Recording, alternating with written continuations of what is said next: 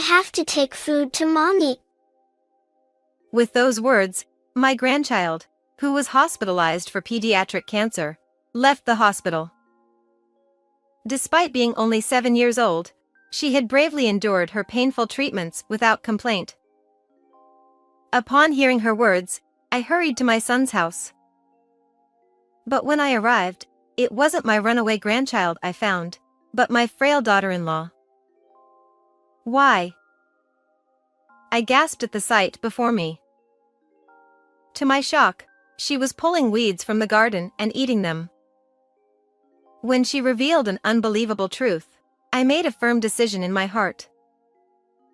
My husband Jason had just retired, and we were enjoying a leisurely life together. To supplement our income, I started a home vegetable garden, which grew to the point where I was considered an expert. It became a daily routine for us to work in the garden together, and when we had a bountiful harvest, we shared our vegetables with our neighbors. The joy they expressed over the delicious vegetables I grew was a source of motivation. Our only son, John, married Amy when he was 27. He met her at the company where he worked, which was run by her father. A year later, a lovely baby girl named Emma was born. Though we didn't live together, our family gatherings were always filled with smiles around our grandchild. From any perspective, we seemed like a happy family. We had no typical mother-in-law and daughter-in-law conflicts. In fact, I had a very good relationship with Amy. John and Amy often visited with Emma, and I cherished watching my first grandchild grow, feeling grateful for these moments. When Emma was about 6 years old, she fell ill. Despite visiting several hospitals, her condition didn't improve, so she was hospitalized for a thorough examination. The tests revealed that she had pediatric cancer. Our family hoped it was a mistake, but it was an undeniable reality. I'm okay. I'll do my best. So everyone, please support me. While everyone around her was in shock, Emma remained strong and composed. That's right. You're a strong girl, and you'll definitely get better. I decided to support her with a positive attitude. Emma endured the repeated painful treatments without complaining, bravely fighting her illness. My son and daughter-in-law also supported and encouraged her. Let's do everything we can to help them. My husband and I agreed to focus on supporting our son and his family. Amy, are you okay? Are you getting enough rest? Yes, somehow. But every time the phone rings, I worry that something might have happened to Emma. I understand. It's worrying. Amy visited the hospital daily and stayed with Emma as much as possible during her prolonged hospitalization. Her face showed clear signs of exhaustion. Why don't you take a break and let John take over for a bit? I'm worried about your health too. Yes, but... According to Amy, my son had become too busy with work to visit the hospital. Emma knew about this and seemed somewhat lonely because of it. Seeing her like this broke my heart. I decided to call John. I thought Amy might be holding back and enduring a lot due to her reserved nature. Emma and Amy are doing their best. Can't you help out a bit more? What? Are you saying I'm not doing anything? I didn't say that. But could you visit them even for a short time? Thinking of them, I spoke more firmly than usual. I know, but the treatment costs a lot. I have to work overtime to pay for it. He responded in a tired voice. After ending the call, I shared the conversation with Jason. The next day, I asked John to come over because we had something important to discuss. He arrived after 11 p.m., reflecting how tough his situation was. Your father and I have decided to help. This isn't much, but please use it for Emma's treatment. We decided to provide some financial assistance, hoping it would allow John to spend more time with his family. Thank you. This really helps. But please don't tell Amy about this. Okay, but why? I don't want her to worry about money. Understanding his concern for his family, we agreed to keep this a secret. However, Amy later told us that John was still too busy to visit the hospital often, although he promised. What worried me more than John's absence was Amy's condition. She looked exhausted, with hollow cheeks, and dark circles under her eyes, and seemed constantly dazed. Amy, why don't you take a few days to rest at home? I'll take care of Emma. I suggested this out of concern for her well-being. Despite this, Amy insisted on continuing her dedicated care. Then one day, Amy suddenly stopped coming to the hospital. Your mom isn't coming today either? Dad said she caught a cold. She also wrote me a letter, but I feel too tired to read it right now. Emma seemed visibly weak, likely affected by not seeing her mother daily. John's visit to the hospital brought some relief, but I still worried about Amy. Is Amy really okay? Should I come over to help? I called John and asked. She's fine. But if you catch her cold, no one will be able to visit Emma. Please don't come to the house. He was firm, and I realized he was right. If we all got sick, it would be a disaster, especially if Emma caught it. So, I decided not to visit. Instead, I sent Amy an email. I'll keep you updated daily about Emma's condition.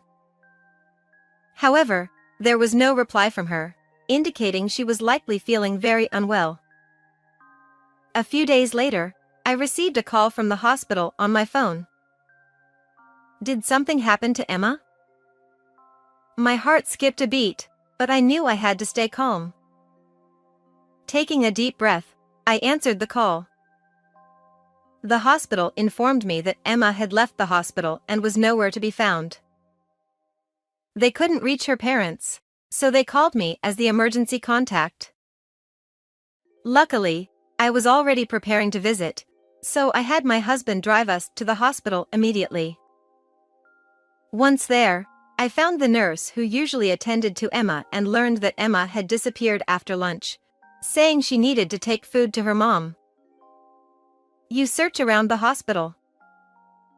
I asked Jason to do this while I drove to my son and daughter-in-law's house.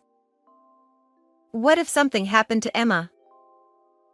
This thought kept racing through my mind, making the drive unbearable. When I arrived at the house, the front door was locked, and there was no response when I rang the doorbell. I walked around to the backyard and found Amy sitting on the lawn. Amy. Something terrible has happened. I called out to her as I approached, but she didn't respond. She had her back to me, and I couldn't see what she was doing. When I got in front of her, I was shocked and speechless. Amy, looking emaciated, was pulling up and eating grass from the yard. Why? I was at a loss for words, unable to comprehend what was happening. But I couldn't just stand there. Amy. Amy. Can you hear me? I kept calling her name until she finally responded, looking at me. Nancy. I brought Amy inside and listened to her story. Actually. What she told me was so astonishing that I couldn't believe my ears. At that moment, I received a call from my husband saying they had found Emma. She had run out of energy on her way home and was sitting on a bench a bit away from the hospital. Can you contact the hospital and take her back? Also, tell her that her mom is okay. When I told Amy that Emma was safe, she started to cry tears of relief. I comforted her and decided to call my son. After a few rings, he answered in a slightly annoyed tone. Yes, what is it? Ignoring his attitude, I explained what had happened with Emma. Amy has a severe cold, and I'm on a business trip, so I'll leave it to you, Mom. You can't talk like that. Come home immediately. This is about your daughter. Angered by his cold response, I snapped back. I have important work. I can't leave my clients. John listed excuses and abruptly ended the call. I felt a deep, simmering anger not only about Emma but also because John had lied about Amy's condition. I won't forgive this. Before doing anything else, I needed to get Amy to the hospital. So, I called an ambulance. After she received care, I started preparing for what needed to be done next. I made a call to a certain place. 3 days later, I was waiting for my son outside his workplace as he finished his shift. Mom? What are you doing here? He asked. John, you're not working overtime today? I called out to him as he came out almost exactly on time and slowly approached me.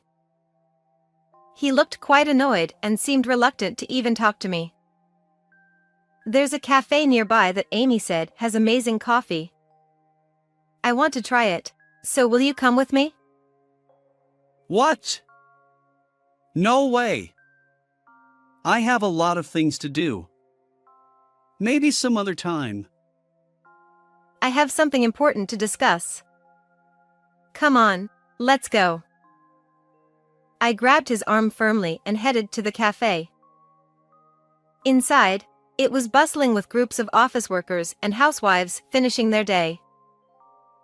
John let out a big sigh as soon as we sat down. What are you up to, suddenly showing up and dragging me here? If you have something to say, just say it already. All right, I'll get straight to the point. When Emma ran away from the hospital, why didn't you come immediately? I looked him in the eye as I asked. It's not like I could help it. I was on a business trip. I couldn't just leave.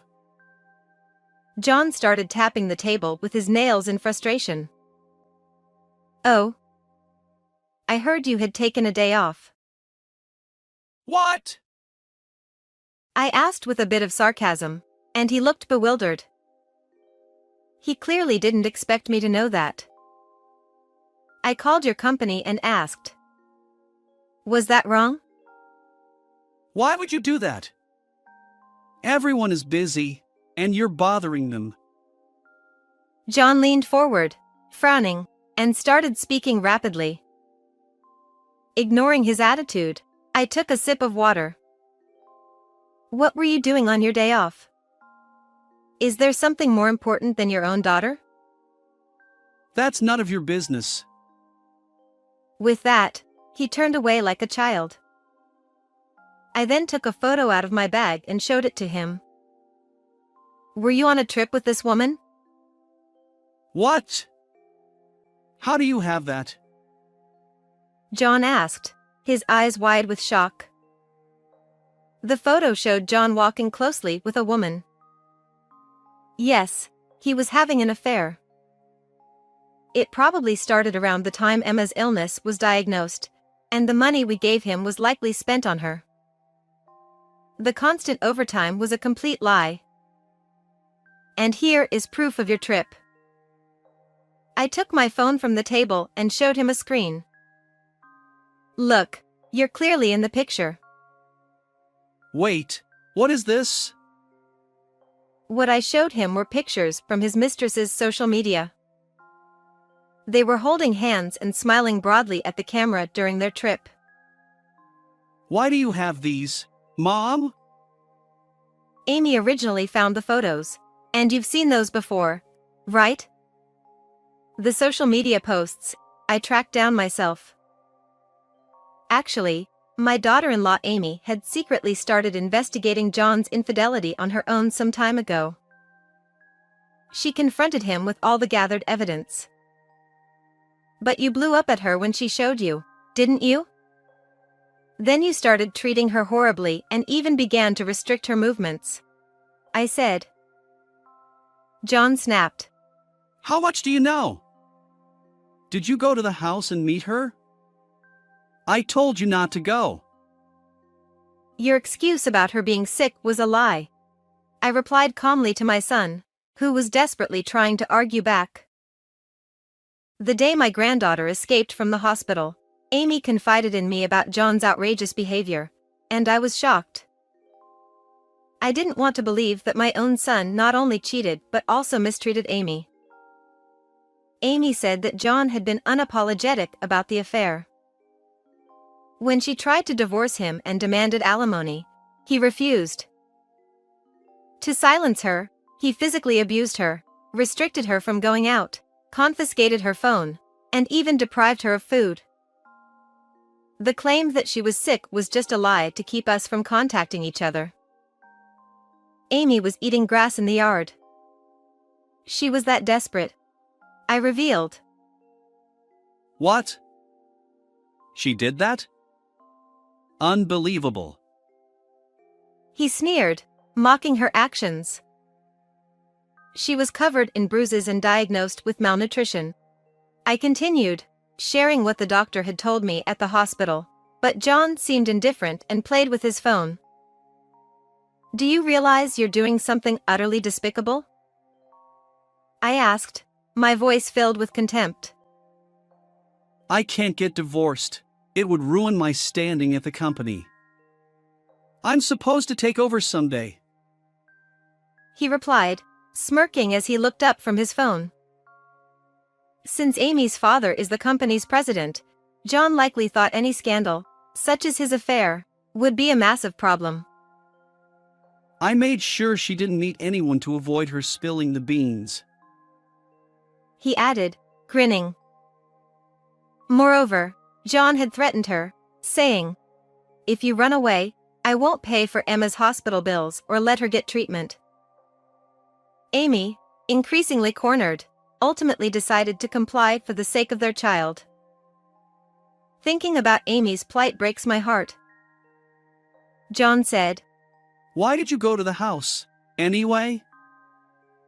Because your precious daughter escaped from the hospital, I replied. Then you should have looked around the hospital. He retorted. She left saying she had to bring food to her mom, I explained. John looked puzzled and confused. But Emma shouldn't know about her mother's situation since she's been in the hospital, he said. That's true, normally, I agreed, handing him a piece of paper. It was a letter Amy had written to her daughter. What's this supposed to prove?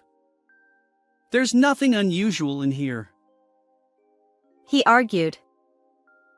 The letter seemed ordinary at first glance, but it held a hidden message.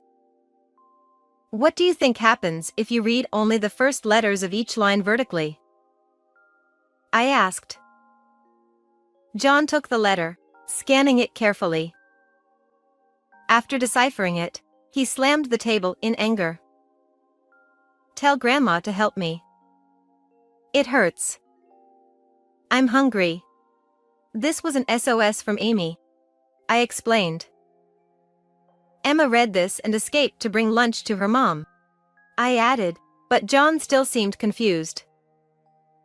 but she hadn't visited her mother for a while. How could she have delivered such a letter? He protested. It appears you delivered it to the hospital, I said. What? He exclaimed. Amy had given John an envelope with documents for the hospital, including the letter for Emma. He had been too preoccupied with his affair to remember. After thinking for a moment, John realized. How cunning. But how did you decode it? It was a game Amy invented for Emma to enjoy while bedridden. I explained. Emma, weakened by her treatment, spent most of her days in bed. Decoding letters was a detective game they enjoyed together. The nurses and doctors knew about it.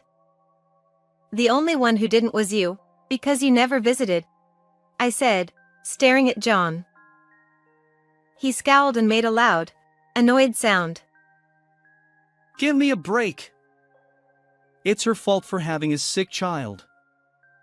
She's a failure as a woman. He shouted. How can you say that? I responded, horrified. That's why it's okay to cheat on her. He continued without hesitation. His cruel words made me lose all patience and affection for him. I wondered where I had gone wrong in raising my son. All I felt was regret, knowing that Amy had suffered because of it. The only way I could atone was to ensure he faced the consequences of his actions. I've told Amy's father everything about your affair, her hospitalization, and the reasons behind it, I said. What? No. That can't be true.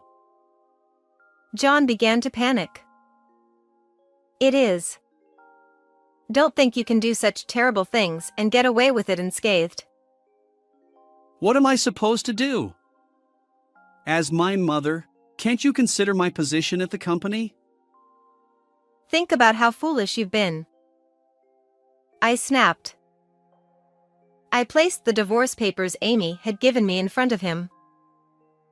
Seeing them, John finally seemed to grasp the gravity of his actions, and sweat began to form on his forehead. Mom, help me! Please apologize to Amy and the president with me. He pleaded, still hoping for a way out. But life isn't that easy. Stop relying on your parents. Take responsibility for your own actions, I said firmly.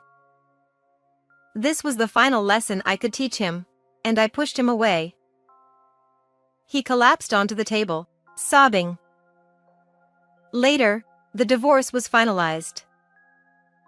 Amy demanded $20,000 in alimony, $10,000 from the other woman, $70,000 in child support paid up front, and $30,000 for emotional distress. John sold his house and took on debt to pay these amounts. It turned out that the other woman was a coworker, and both were transferred to different departments for disrupting workplace conduct. Coincidentally, someone from John's company was at the cafe where we talked, and the news of his affair spread. They both eventually resigned due to the hostile work environment. We cut ties with John.